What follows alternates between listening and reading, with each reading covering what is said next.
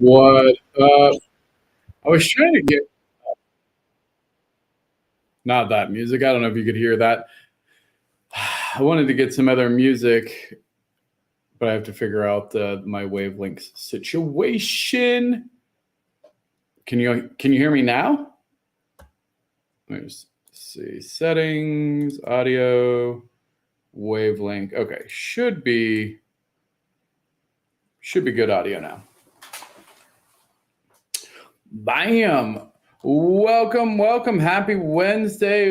Walk My Paws LLC in the house. Zarina Guides. What up? Sheriff Shack. Glad you could make it. Galactus Buck. Get bucking here. All right. I guess as long as you can hear me, that's what's important. All right, let's take a look here.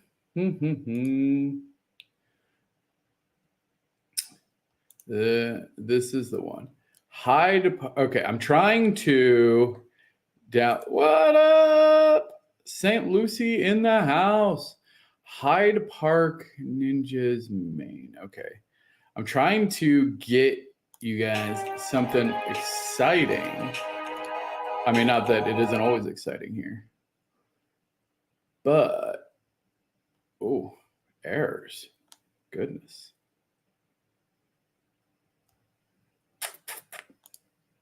What are you all up to today? Anything fun? C. Prado in the house. What up, Simone? Dang. I thought that was the one I was in. Trying to get my Unity situation. Wait, is it this one? Not done yet. Need to switch to other branch.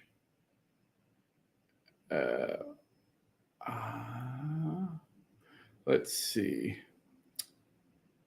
C. Prado, resub for 3 months. Thank you very much, Simone. That's very nice of you. I appreciate it. January 2020. Let's see, which one is that? Okay, close. Okay. Let's switch to this one. Switch. Oh. I'll share you guys so that way you guys are all just sitting there like, what's he doing? I'll show you what I'm doing. So we are. Oh, I know. I heard. Oh, that losing work is really tough. There's like no chance of recovering it. Like it's gone. That's you hate to hear that. So this is the code repository for our Red Rocky instance. I'm trying to switch my node here, which means I need to get rid of any pending changes I have. Usually you would check in pending changes. I'm not going to check these in because I was just messing around. So now, because I'm in this branch here, you can see the branch that I'm on because it's got the little house on it. I'm going to try this branch here and see if maybe I was just in the wrong branch on this. More cheese is here. Well, now we can start the party. You can't have a party without cheese. That's just facts. Have you ever been to a party that didn't have cheese? I'm out. Question 1, when I go to your party, I'm like, where's the cheese? Although I will say there's probably, or dogs. No commercials, thanks again. Yes, commercial free is the way to be. All right, so we switched our project. So this is how we work. So you can see here we got some people working on the X carts. We got some Hyde Park Ninjas going.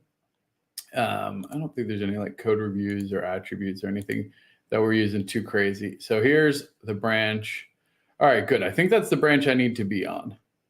So you can see there's a bunch of other branches that people are working on. Blah, blah, blah. What up, NFT architect in the house? No, I don't want to. I want to use that one. So I'm going to go and we're going to open up Red. Okay, present, share screen, Unity Hub.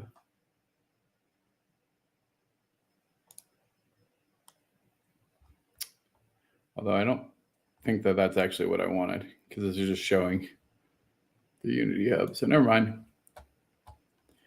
You know what? While the game is booting up, looks like another instance is running. Whatever, go away. I know what I will do. Does anybody know? Not Shacklin. I know Shacklin knows. Does anybody besides Shacklin know what today is?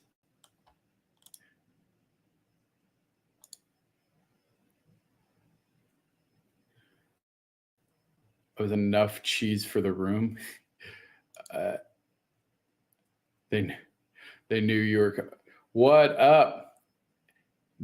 National Women's Day? Try International Women's Day. Jeez. So, yes, so if you didn't know, today is International Women's Day. So happy International Women's Day. And I'm just going to take a minute to celebrate some of the wonderful women of UPX World,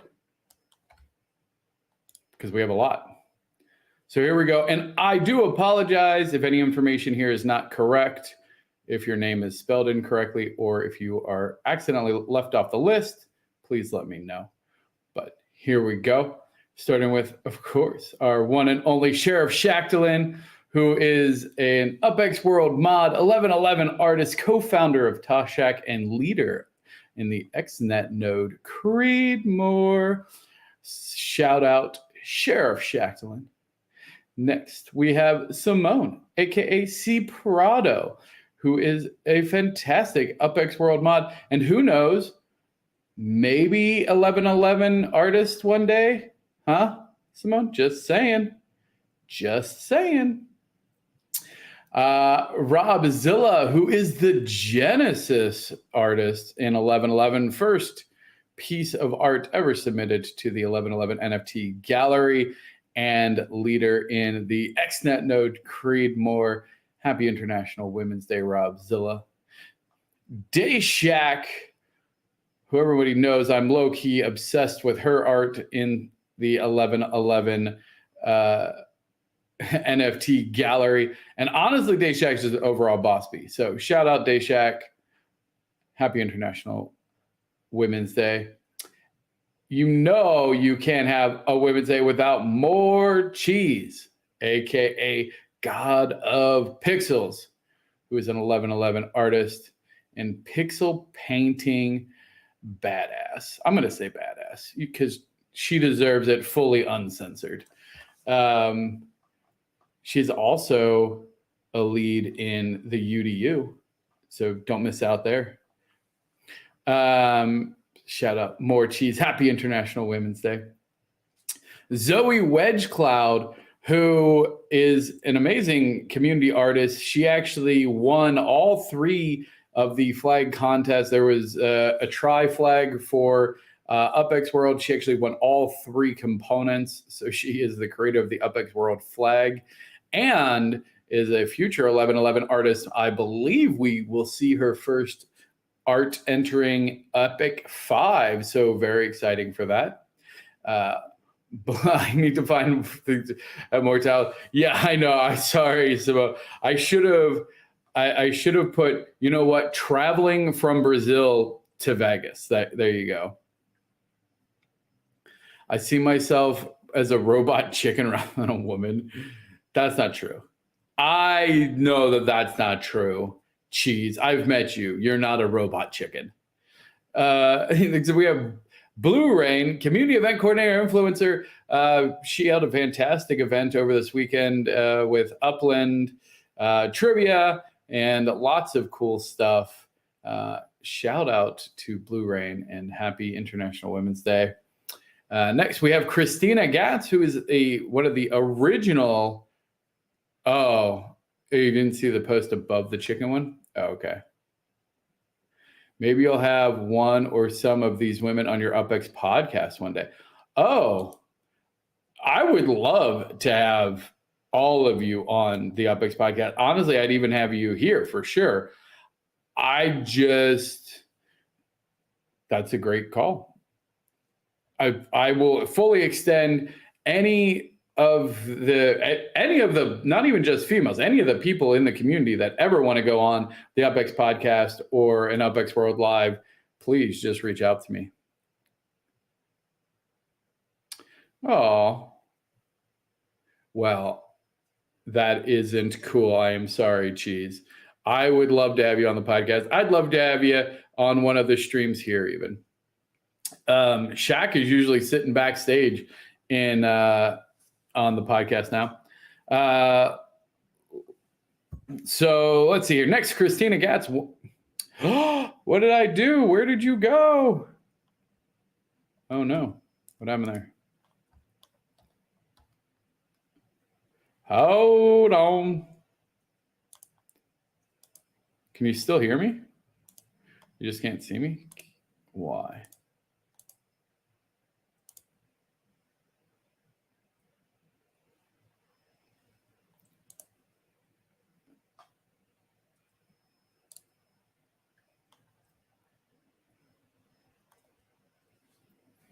All right, that'll have to do.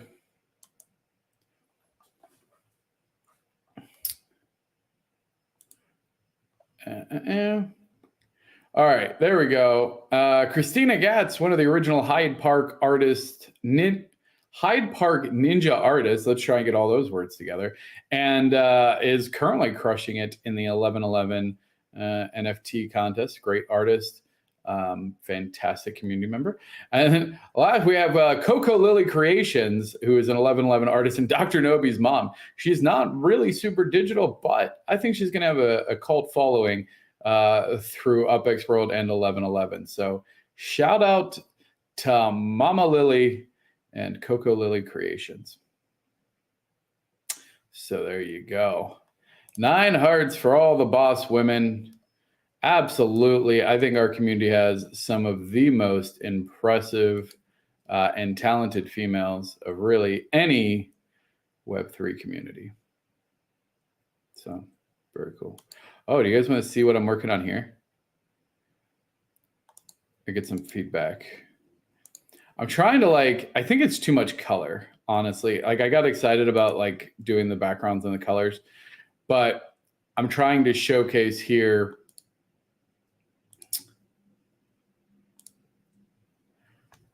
So if we look at layer 1 and layer 2, so layer 1 being EOS, specifically Upland as a layer 1 metaverse is what it is. We would leverage from that player profiles, UpX, properties, buildings, block explorers, decor, decorations, legits, cars. These are all things that we could add passive income to or added value or utility through UpX World. In Wax, I just called out a couple of different things here. So for instance, 1111 or any of the other NFT projects, URL, which is the Upland Racing League, UFA, which is the Upland Fan Art, and UW, which is UpX World, and then the Wax wallet. And then from ETH with MetaMask, you'd be able to get NFTs and crypto balances. And then this shows UpX World is really just this layer here, right? So it's the platform for layer 2, but all of these individual experiences are now built on top of this. So UpX World's kind of like a Web3. This is going to get super nerdy, but it's kind of like a Web3 middleware almost. It's more, it's more advanced than middleware. It's a true platform. But as you can see, for the most part, the stuff that you think about that you want to use, the utility, the passive income, the in-app purchases, is really going to come from these experiences that get built on top of UPX World. So much like each chain has things that are built on it, UPX World will then leverage those chains and then build this way. So I hope that makes sense. Let's see here. Here's also, because we talk a lot about this, and I wanted to try and get this represented in a way that made sense. Although I don't know why that says NFT there, because we don't have any NFTs. Oh, it's because, it's NFT holder. So the way that this works is, so somebody makes an in-app purchase, whether it's UPX or USD, depends on the in-app purchase. So here they have different revenue sources. They make an in-app purchase. Here's our gaming platform. And then the output revenue is distributed to, say, the NFT holders. So here you have these 3 NFT holders. They all receive cuts of UPX. Here is this is the Xperience owner logo tag in Discord, in case you didn't know what that was. And they will get output in USD and UPX, probably a mix combination of. And then finally, the last output is to UPX World to fund it. But what is the difference is really this is where UPX World is going to make its revenue. Its model is not. The idea here is that if you look at a normal company, a normal gaming company, and the percent of revenue that is generated from in-app purchases, that's the lion's share of a lot of these games, especially the ones that are free. Like a free game's entire model is either off of ad revenue or in-app purchases. Now, I want everything we do with UPX World to be as mandatory ad-free as possible. Like if you go to upx.world, you aren't going to get spammed with ads.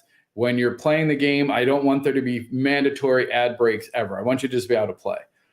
But obviously that comes with trade-offs. There has to be revenue generated. Now, traditionally, a game that is completely free, no ads, etc., would generate that with in-app purchases. Or if you go back a little bit further back, games like World of Warcraft, they operated started at least, as a strictly subscription-based model. And honestly, I think it worked well because you got core functionality for a set price and you were happy. Like you paid your whatever, $10 a month, and you got all your good stuff. So what we're saying is we're going to take a hybrid approach. We're going to have in-app purchases, but all the in-app purchases will then be distributed through down to NFT holders. And those NFT holders might be Xperience owners, and then the Xperience owners will also share potentially in the monthly subscription through our supporter program and potentially even social media ad revenue. I think that could be another source of income for us. But we really want to separate these two sides of the house and show that all of this is really where we start talking about the decentralization of the revenue. I'm going to come up with some examples of it. Here's like the architect, and this gets super nerdy, but the way it will work is, so all of our in-app purchases, which is an IAP, will have these attributes. So we'll have an in-app purchase ID, the name, what its cost is in UPX, and then optionally, we might have a Xenon cost, and then active, true, false, because if you remember, we talked about potentially giving token owners governing control to say whether or not they want it for sale or not, which is cool. And then, I like that. Sorry, I just thought of something else. And then what experience it's related to, which will be a subtable. So this is a referential database. I know, super nerdy. You're like, I just want to pretty pictures and games. I know, but this is the stuff that goes on behind the scenes. And if you're interested in it, like this is how we're building the actual architecture. So OAR, which is original asset record, this is what essentially what NFTs are backing are being backed. So this is all of the 1111 NFTs. This is all of the NFTs from any of the events or any of the ownership NFTs that we're creating. So that would just have the NFT name, the NFT collection that's a part of. So whether it's 1111, whether it's Upland, whether it's UFA, whether it's URL, like what collection is it a part of, and then how many mint are there of that. So for instance, this could be Series 1R car, and there's 50, well, I guess you'd have to do one for each. You'd have Series 1R red, Series 1R yellow, etc., each with a total mint of 10. Here, and this is, so if you're familiar with database structures, this is a many-to-many table. So it essentially just connects this and this. So you take one in-app purchase ID and one NFT ID, and then that creates that relationship. So now there's a relationship between this in-app purchase and the NFT. And then you say, what percent of that would it be? I'm going to do an example of this specifically with the cars to kind of show what that would look like. And then hopefully that will answer and show how this piece works as well. Are there any questions on that? I think I just put this. Yeah. Thank you. Yeah, and I started to do it. So like the other thing is, then a lot of the in-app purchases that we're talking about here, I also want to take it and change it. Like right now, the minimum purchase is usually like 99 cents, right? Like if you want to purchase something, it's like $1. I want to go, and those are micro transactions, usually between like 99 cents and 9.99, like multiple frequency. I want to take it, I'm coining it nano transaction. I want to take it to 25 cents and below. I want to take it between 10 and 25 cents. What that means is that they would be between 100 UPX and 250 UPX. So these, again, it's meant to be smaller transactions that people can afford without having to go crazy. The whole benefit of separating these two things, right, is these are expensive. A car, legits, these properties like block explorers, some of these things get very expensive. All of these art pieces that are one of ones, they're very expensive. If you want, the latest Shacklin piece and you don't have hundreds of dollars, well, that's okay. You could say print a copy of it for 250 UPX, right? So 25 cents, and you can have a copy that you own that you can put in your house, but it's not an NFT. So you're not diluting the market. You're actually increasing the value of the piece, because now that piece is getting passive revenue, because every time somebody buys it, the owner and the artist are getting revenue. So the whole idea here is it really separates the two pieces of Web3 of your NFTs, which really need to be stored value. I almost think about it when you look at how like the art pieces are in 1111, it's almost like owning part of 1111. So if 1111 was a artist studio that UPX World hired and said, hey, we need a bunch of art to be able to make in-app purchases. And so go get us artists, we'll pay them, and then you give us all the art. That's how it would normally work. We buy the art, the gaming company buy the art, and then they put it in the app store, and then people buy it, and all the money goes back to the gaming company. Well, we're shifting that. Now you can essentially own part of the gaming company. If you think of that, each one of these NFTs, this is where, and again, I love this space and I hate this space at the same time, because the people, this is what they want. They just haven't been able to do it. because everybody wants to own a piece of a gaming company. That's the power of NFTs in gaming, right? Like that's the dream. You own part of World of Warcraft. You own part of Grand Theft Auto. You own part of Minecraft. Like that's the dream.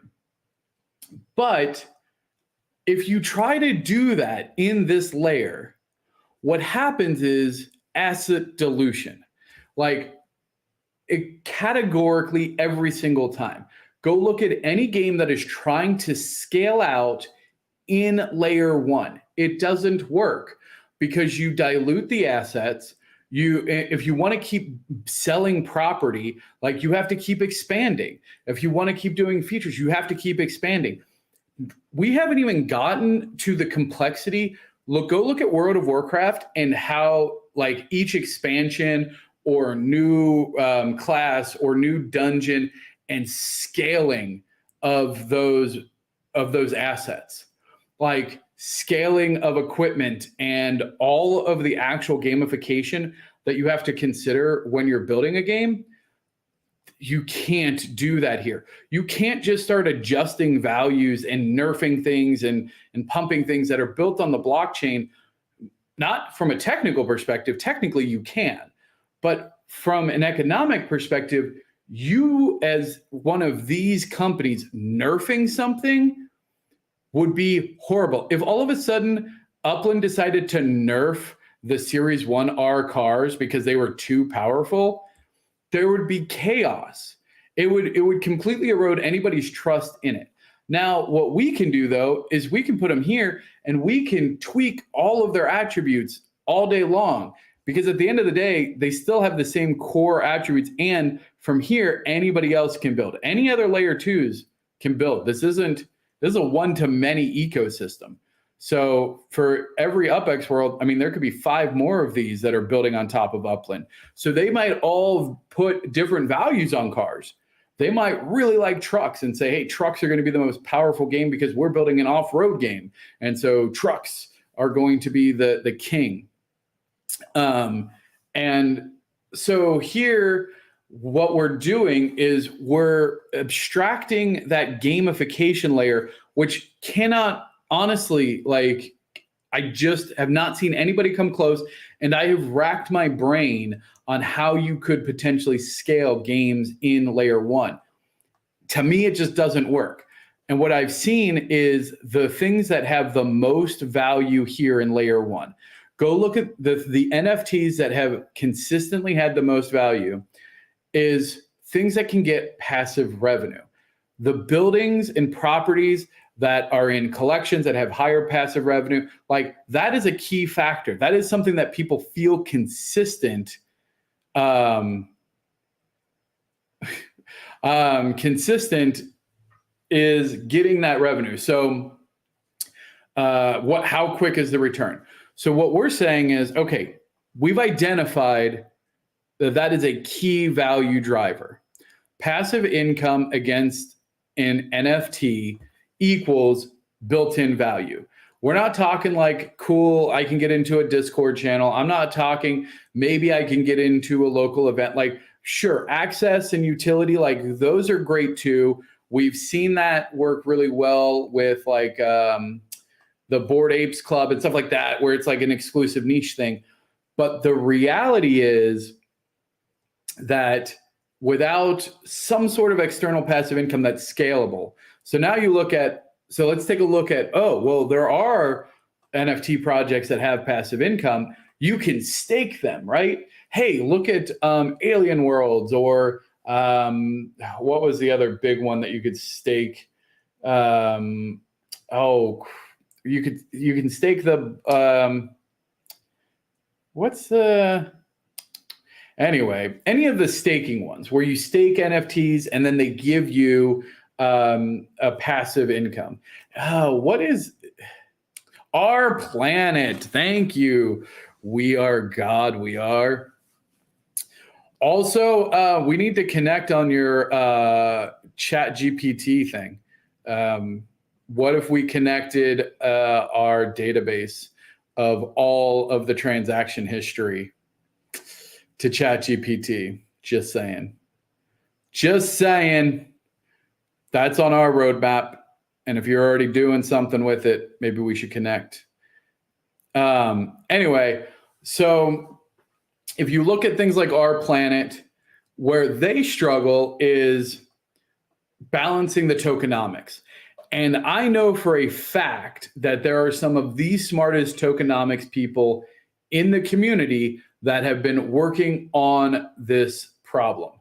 And with people that can't, again, I don't think it's a solvable problem, because when you look at what staking is, there's no value. When you stake something to Our Planet doesn't get anything. It's just arbitrarily giving you tokens that they've made up in relationship. Honestly, I never understood how it worked, because they're essentially printing money and rewarding people. But unless those projects are subsequently paying Our Planet to boot, anyway, I don't really understand that whole mechanics. And the reality is it is yet to work.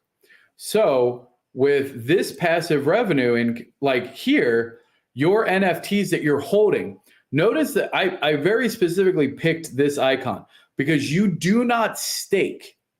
I cannot stress that enough. This is not a staking platform. You do not stake your NFTs at UPX World. I don't care. As long as you have it when you go to collect your money, that's all that matters.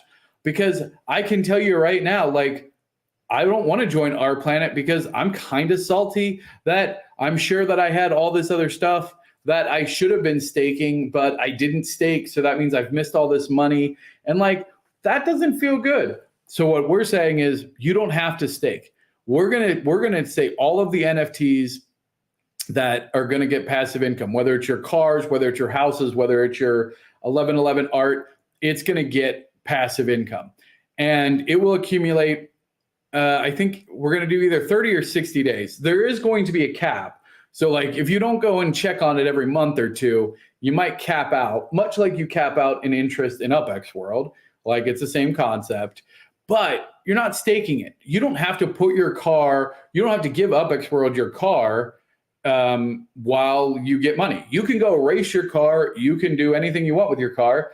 Just make sure before you sell it that you come to UPX World and collect your money, because much like selling a property inside of Upland, if you haven't collected the interest on that property, the interest moves with that property.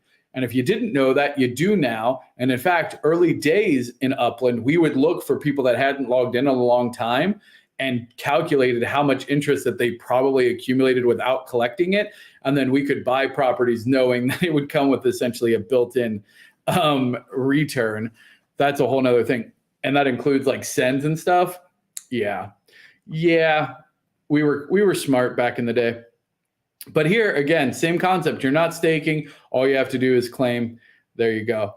And then the way that the subscriptions are going to work, and so if you're not in the VIX program or you're not an Xperience owner, the way that this works is each experience that we bring into the platform, which is these, so each one of these experiences is asked and kind of essentially required to give a benefit to VIX members. So whether it's, premium reports, bonus training, extra votes, free art, extra races, bonus games, stuff like that, whatever it is, every experience has to give value to the VIX program. So that means that each new experience is added value to this. You don't have to do anything. It stays the same cost. You just keep getting more benefits. So the idea would be that, in 6 months' time, you're getting $50, $60 worth of value every month from your VIX subscription. So it makes total sense to keep doing that because you're going to get so much benefit from one relatively low cost. So that's our revenue model. That's how we're going to decentralize revenue streams. This is how we make a change in the Web3 space. Have you guys calculated the revenue in a simulated economy? Honestly, we started doing the calculations and it got a little scary. And so I'm scared to share it though. Where's my calculator? Boom, my Casio. I'm a tactile person. So for instance, in the SR1, for SR1s, there's 50, right? So there's 50 Series 1Rs. That's Series 1Rs, there's 50 of them. So let's say that we charged 100 UPX per race, right? And let's say that on average, a person does 10 races a month, 1,000. So let's say that you do 1,000 UPX a month on racing, right? And then let's say that we have, I don't know, gosh, let's just say 10,000 users. I can't remember if this is the numbers we used, which is 10 million UPX, and then you divide that by the 50 cars, that's 200,000. So if with 100 UPX per race and just 10 races, so 1,000 UPX on racing with 10,000 users, each car would earn 200,000 in passive revenue. Like, that's insane. And that's very low numbers. 10,000 people each spending 1,000 UPX a month isn't a lot. And so this is the power of decentralized revenue streams.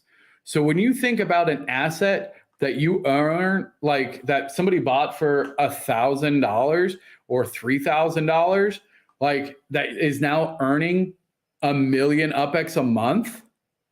What? Like, then you do some calculations. So if this is its monthly earnings, right? And then you would go times whatever, I think it's 84. That would be the equivalent of minting a 16.8 million UPX property.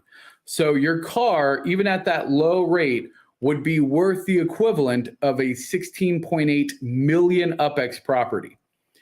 Not financial advice.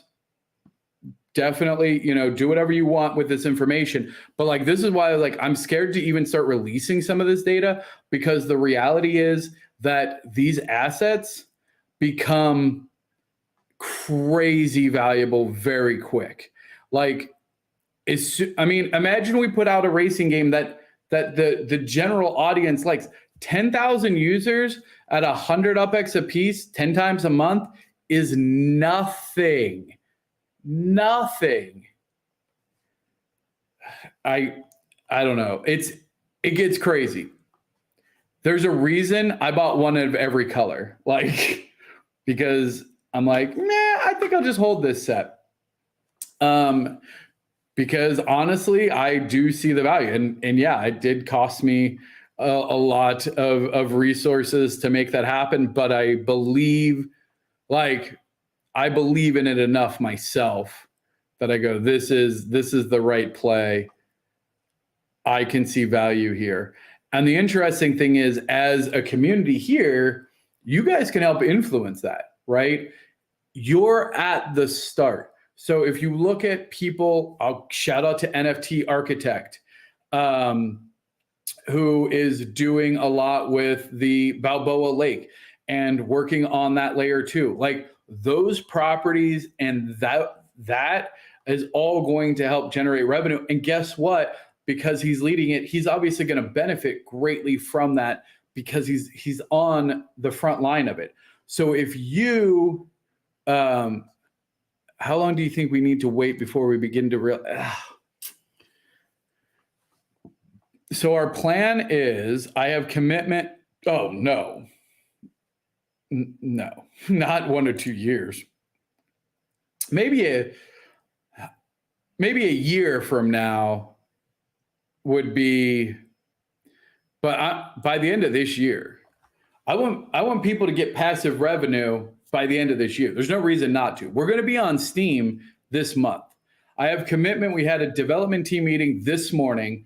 I have commitment from 01 and the developers to put the things in place to be able to go onto Steam definitively this month. So that will be the start of it. And then, yeah, connecting the in-app purchases. I mean, we do still have a lot of work to get this infrastructure built, but I think by the end of the year, that's my goal for sure. Humble had a good question. I'm trying to get more involved now that I'm learning some things in designing. I like the value and potential. Wait, was that the question? Oh, here we go. Okay, so I own a truck.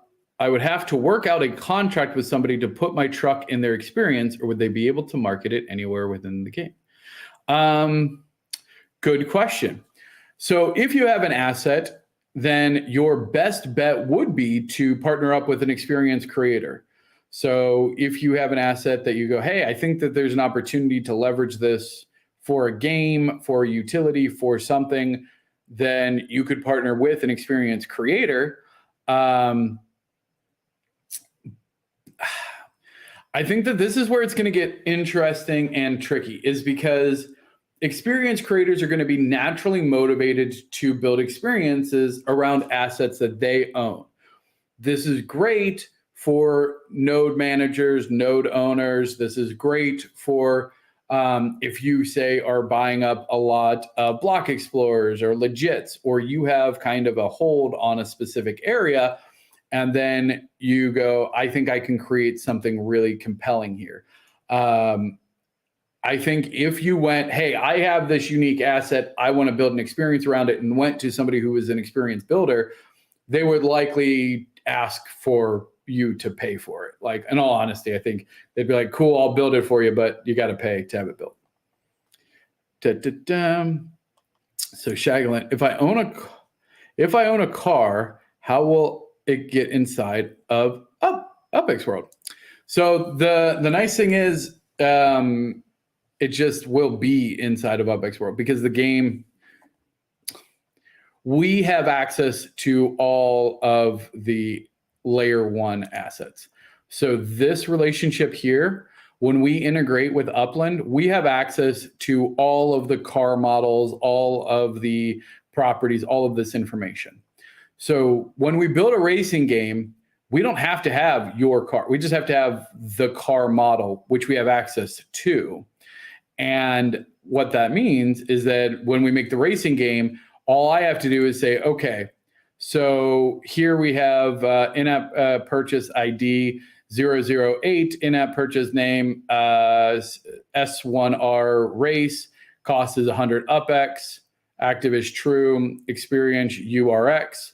On the OAR table, we'd have one of these records for each of the 5 colors. Each of the 5 colors would be here. And so it'd be like red to this racing, yellow, etc. Each one would have a number of 20. And I'll build this example out. I know it's a lot of words. I'll build this example out to show it. So then each one of those would get 20% of that. So you don't have to do anything. We have access to all of the information in all of these because it's all public. It's so beautiful. So you don't have to do anything. It'll just be in there because we have access to all of it. No one wants to take on more partners. That's probably true. I think that that's true, but I mean, well, it depends. I mean, if you're a paying partner, yes. Like, let's be very clear. We are in a point where resources are tight. Everybody's trying to get developers. Everybody's trying to get development. Everybody's trying to get stuff out. So unless you're bringing the technical skill or the financial backing or the artistic, like, you have to bring something to the table, or no one, like, and it has to be substantial. It has to be substantial enough that somebody's like, yeah, I'm willing to share the revenue with you. At least until we get really started. Well, my experience as far as the case, yes.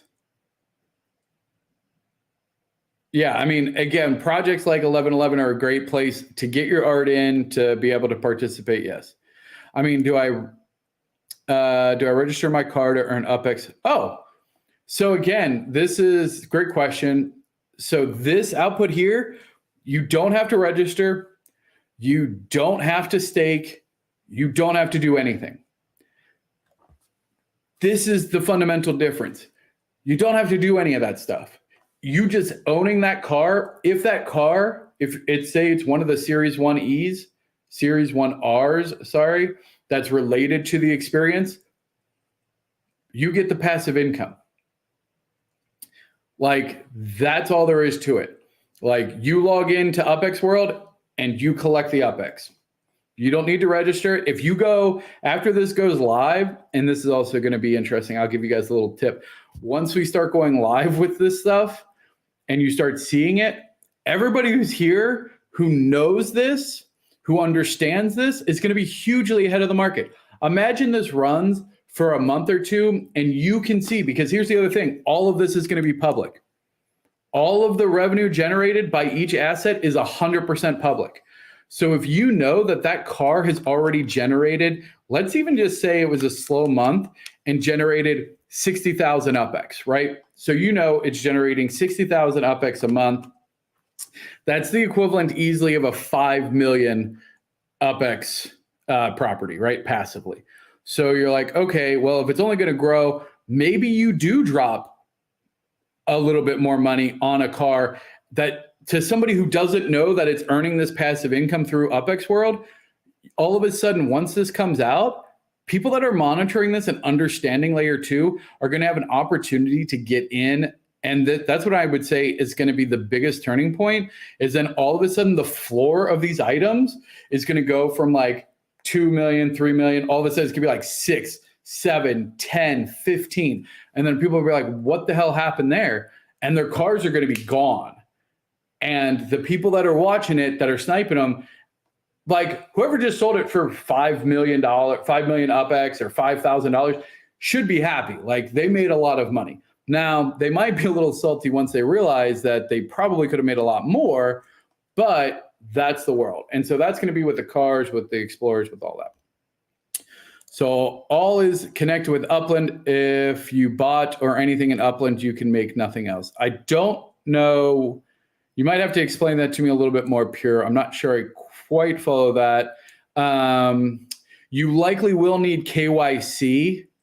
I guess I should caveat that. Like, we will likely require KYC. And there's going to be other things. So like if your account is in jail, things like that, we might institute other things depending on, I'll probably work with the Upland team to see how they want us to manage that, to be in compliance with their stuff. So that way people can't do shady things for sure.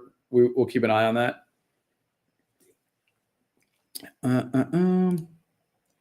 So the cars get rented out within UPX World because I'd like people to be able to drive around Lake Balboa. Yeah. Well, we can talk about that. 100%. Yeah. Yep. Everybody will be earning it. Even if you've never heard of it, their cars will be earning it. Abdullah, even if he doesn't play it, he doesn't even know, his cars will be earning UPX. Like, it's hard for new devs with no real guidance except YouTube. So yeah, no, it's for sure. It's a new space.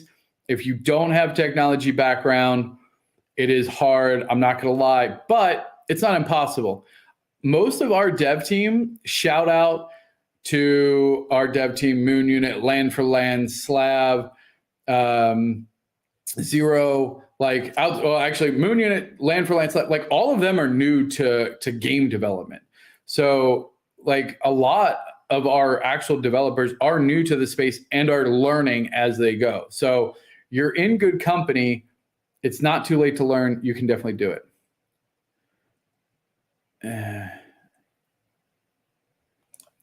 If it's a partnership in every way and you find yourself an artist that needs someone to handle the books and the ideas of business, yeah, again, there's definitely opportunities if you find. Yeah, the problem is everybody has ideas. I feel like the ideas is the easy part. It's the execution. Like right now, everybody's got ideas. It's just executing and getting it actually done. not trying to hate. I'm working on a portfolio of things. Oh yeah. Oh, good. So wallets will link to UPX World. Yep. Yeah. So you can already link your Upland account. You can link your Wax account. You'll be able to link your Ethereum accounts. You'll be able to link your Flow accounts. All of your wallets will link to UPX World. This is also one of the things here. So I want to call this out. Everybody's here in this layer one trying to bridge, right? That's, oh, we have this Ethereum bridge and this Wax bridge, and we're going to transfer these NFTs from here to here and all of that. Holy cow.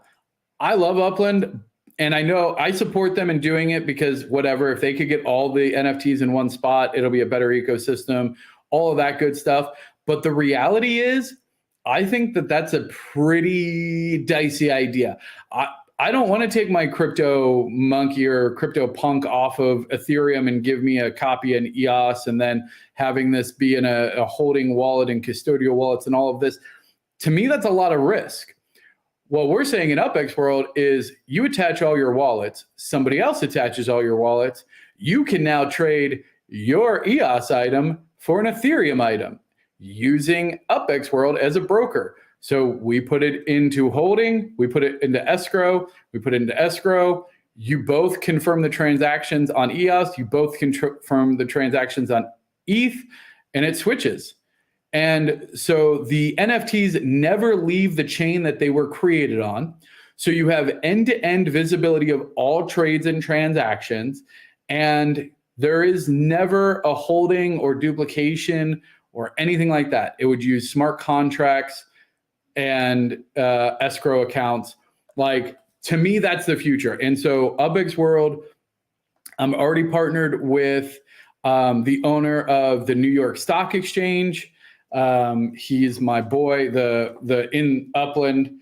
And oh my gosh, why did I just forget Ryan's name?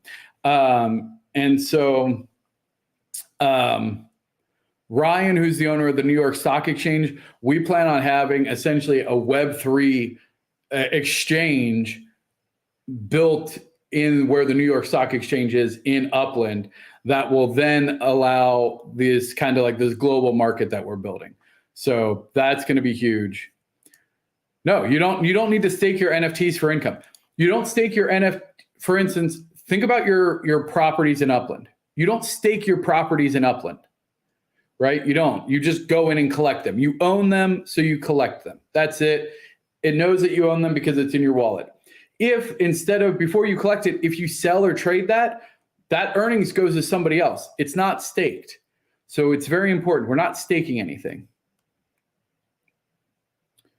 Yes. Oh, hey, there he is. Oh man. Speak of, I'm glad I remembered your name, brother. We were just talking about you. Your ears burning? That's hilarious. I am meditate stuck with my question about world trade. Would this allow countries that can't use PayPal and thus not really come to play and earn real money? Unlikely. So from a fiat out perspective, we're going to running the same protocols as Upland. So I can't speak for that. And keep in mind, when you look at the decentralization here, unless you're an Xperience owner, you're going to get paid in UPX. So the passive income here is UPX. So that's an important piece. Now you can then take that UPX and use it in the traditional ways of converting that to USD. I don't want to speculate on other things outside of that. I can tell you definitively that at no point will you be able to trade UPX for another cryptocurrency. It can never go UPX to Ethereum, UPX to, we cannot have an UPX exchange as such. It gets dicey, but it has to go through an NFT intermediary.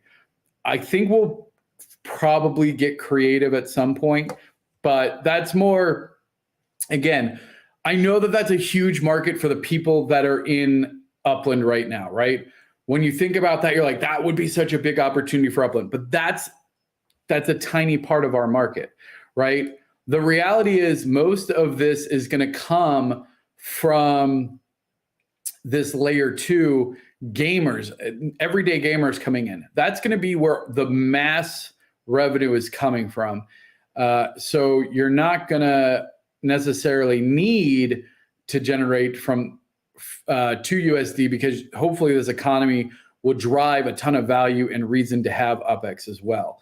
So there's going to be a lot of places to spend and use your UPX, and then the value of UPX will hopefully go up. That's the goal. All right. So we just hold them and ride. Yep. Could there be any legal questions to ask related to that prior to execution? Yeah. I mean, we have to monitor it, because here's the thing is, when we go, if we sign an official partnership with Upland, that will definitely come with stipulations. We'll obviously be kind of guided by them as well, of like what we can and can't do. And they'll be monitoring the use of the application as well. So we have to make sure that we're good stewards and all that good stuff. Why is this? Oh, okay, here. Can I play this? All right. Great question.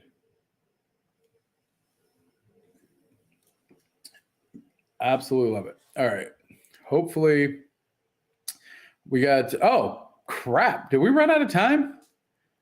Hold on. I wanted to play some, oh, man, there's so much. So much we didn't get to, but this was great conversation. I'm glad that I pulled this up, because this is something I'm just working on. How about rocket packs in Upland? Rocket packs aren't going to be in Upland anytime soon, but they will be in UPX World. Boom.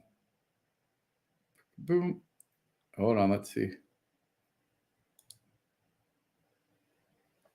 Oh, why am I getting an error? I'm going to have to, oh yeah, tax season's the worst. Wombat screwed you over? What happened with Wombat? I don't like to see that.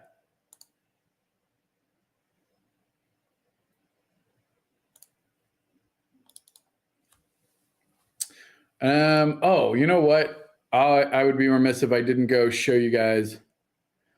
All right. Jeez, oh Pete.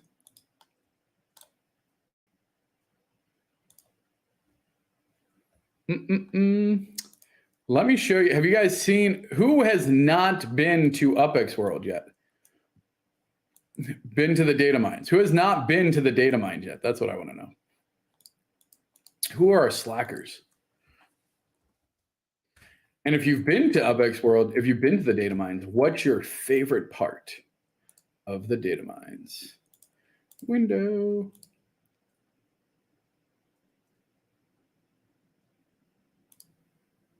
Ew. Oh, that's a shame. You have not? Oh my gosh. Tells me username is taken. Well, pick a different username.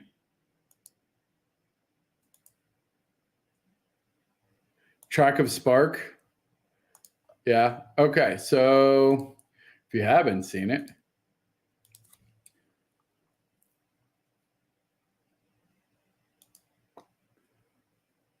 buildings. Oh yeah, I love the buildings. The buildings is probably my favorite part too. What? Hold on. Don't need to be knowing all my secrets.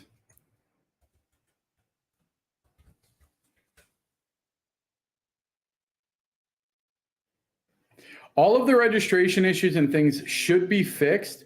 If they are not, please log a bug on Discord. Our team is tracking that.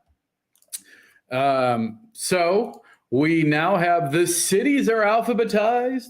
Alphabetized cities. Yay. Also, structures.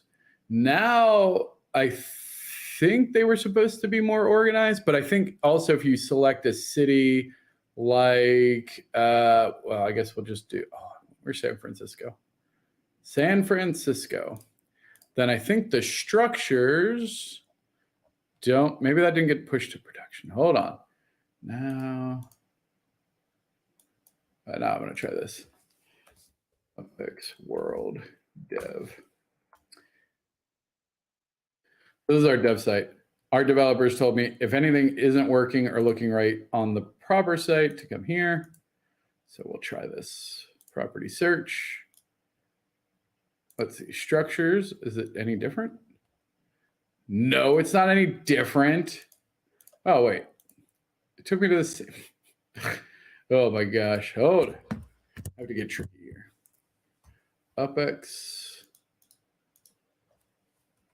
World.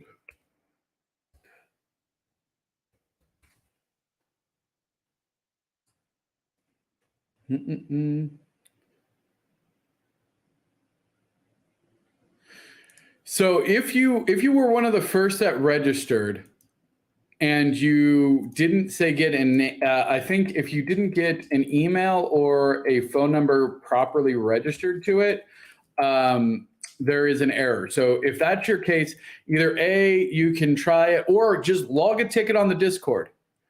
Log a ticket on the Discord, and Grom will go into the back end, because there are some of you that registered before some of the protocols got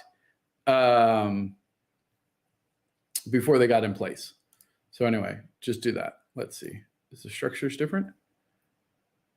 Oh, I thought that was, am I in the right one? Okay, let's see. Vegas. Doesn't feel like that changed. Just gave me my username and email and phone number on the ticket. Doing that. Okay. So one of the things I like to do, so every single, let me show you a couple fun tricks here, then we'll wrap up today's stream. All of these are multi-select. If you wanted to search for multiple cities, you can do that. Also, if you don't want to search for any city, if you just want to say search for the cheapest apartment building, you could do that. So we'll say status for sale. We're going to sort by price, and we just want UPX. We want the cheapest UPX properties. Oh, did I run that on? It doesn't matter. So here we are. Cheapest currently is 50,000. Although it's interesting because the markup, it's on 1,000 UPX property. So terrible markup, but 50,000 is still pretty cheap. Let's see if we got any better markups. You know what? You know what's interesting then? Actually, I guess if we sorted by markup, that could be interesting. So here, Chicago Old Town has one for sale that is essentially just 30,000 over mint. So we want to search for, dang, that's interesting. Like, how do you find the best deal here? Coliseum Industrial? What is the name of that? Coliseum Industrial's a neighborhood in Oakland? That sounds insane.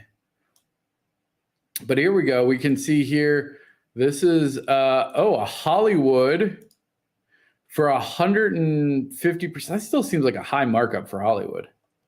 So anyway, I would love to know how you guys are using it. What? Oh, this is new.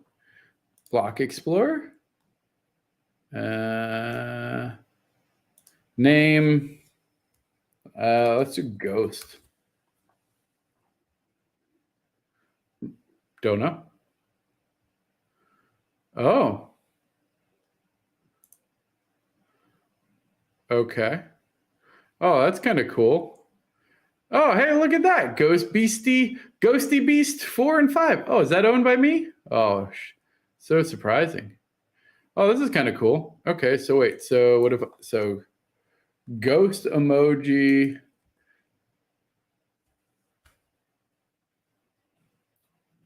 Oh, Well, here you go. Now you can search. That's kind of cool. I don't know what this. Some interesting stuff here. Order by, oh, so I guess if you wanted to do land vehicles. Oh, wait, can I do this? Can I do series 1? Oh, here's all the series. Oh, I want this. I just want the series. This. Oh,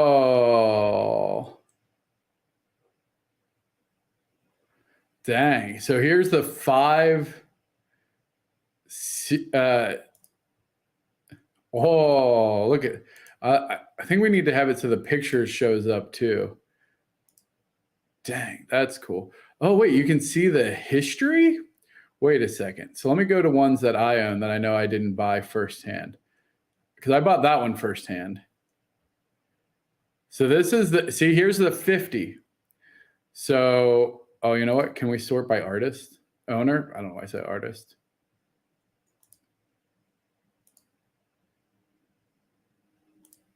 Oops.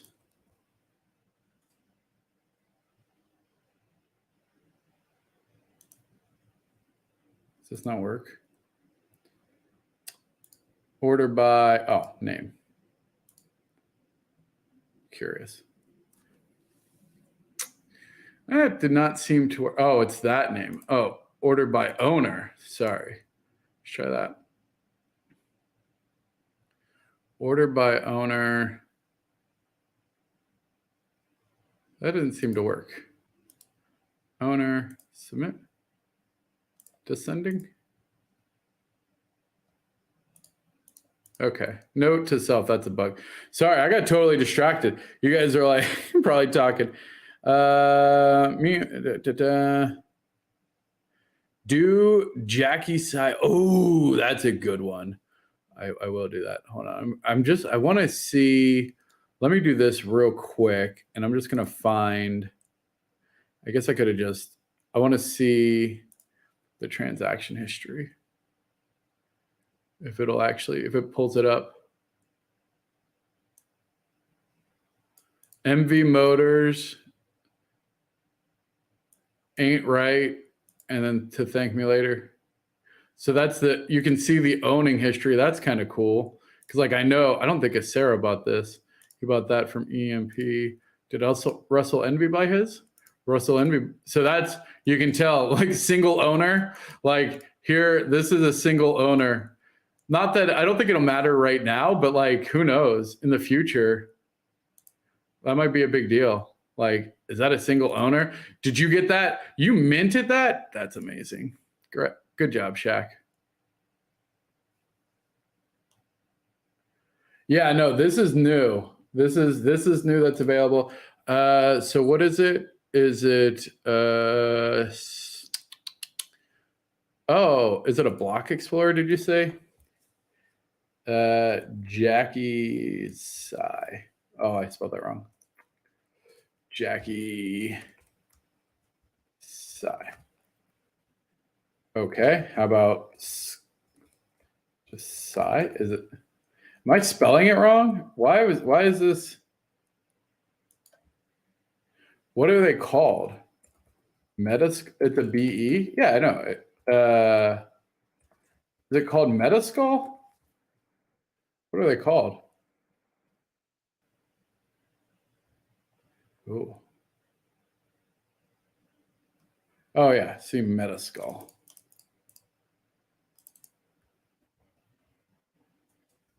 Metaskull.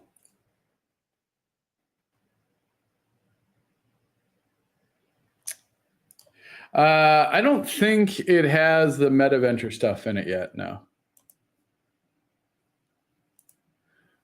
All right. Dang. Is this it? This is.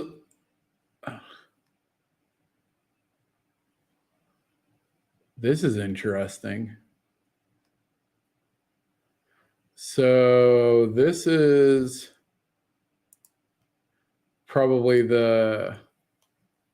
we need some extra data on it. So like there's that one, but then I guess this is the high end one. Oh yeah, look at the detail on those teeth. 1 of 18.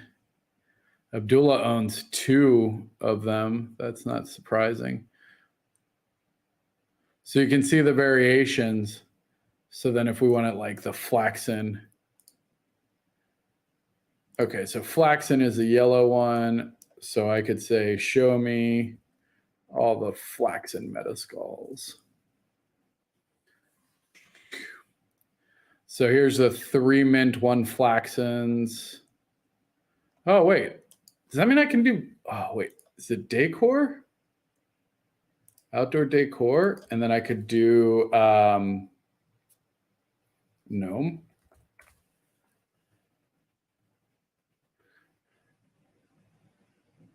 Ooh. Oh, look at it's got, oh, the manufacturer. That's kind of cool. So let's see who owns all. Scotty Boom. Look at big Scotty Boom in there with a bunch of the mint. Oh, this is cool because then I like mint 17. So I could go here. Oh, man. See, I could just stream this all day because I'm just going to like play with this now. Like, this is why I love this stuff. So if you have not played with the data mines, you are missing out. Zoe in the house. Hey, Zoe, did you see our shout out? I think it's on, I think I sent it on Twitter too. But I'll close it out with, oh, dang it. I closed it already. Literally closed it too soon. Anyway, we did a shout out for International Women's Day and you were included. So shout out to Zoe representing the women of UPX World. Here, hold on. Stop, present. All right, and I know we're over. I will go. There. Happy International Women's Day. Here, to all of the wonderful women of UPX World. There, Zoe Witch Club. Anyway, I think that's a good place to end it. Bring it back. Rock it out for International Women's Day. You guys are awesome. And it is Wednesday, which means if you want to hear me tomorrow, see me tomorrow, we'll be on the UPX podcast, breaking down all the latest and greatest things happening around Upland. Friday, we have the Epic 4 update. That's the last update of Epic 4. We're also going to have the Epic 4 guild piece release, so do not miss that. That's going to be a great show. Then we are back Saturday. We are back to back to back. Saturday is the close of Epic 4. We will be live just like we were last month, and we will count down the auction sales, we'll count down the array sales, and we might even be able to give you a sneak preview of what's coming up for Epic 5. So you don't want to miss that either. Lots of cool stuff happening. Go check out UPX World Data Mines. Catch us on Discord.